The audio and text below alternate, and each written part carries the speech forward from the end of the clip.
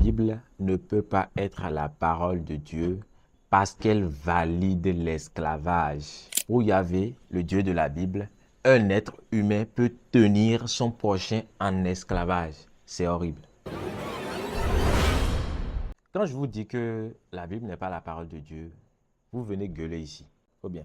Je vais finalement lire Google, sinon ils diront que c'est moi qui invente encore.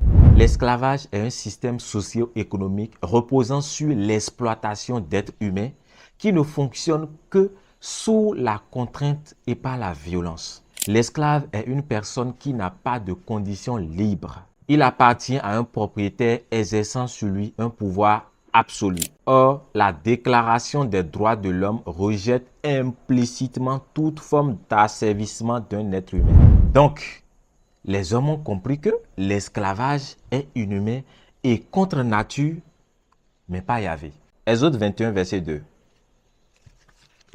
Je prends ma Bible, mon livre d'horreur préféré. Si tu achètes un esclave hébreu, il servira 6 années, mais la 7e, il sortira libre sans rien payer.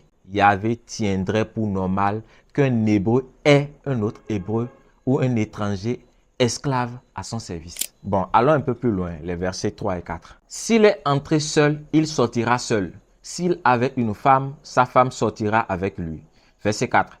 Si c'est son maître qui lui a donné une femme et qu'il en ait eu des fils ou des filles, la femme et ses enfants seront à son maître et il sortira seul.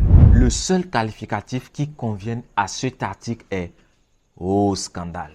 Même si l'esclave est libre, sa femme et ses enfants ne le seront pas.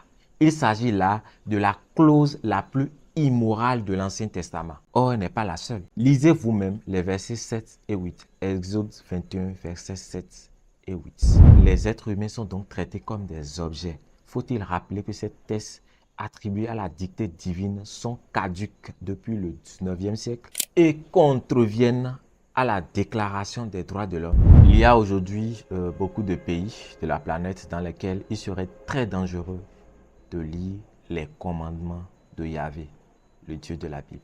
Alors, qu'en pensez-vous? La Bible, c'est la parole de Dieu.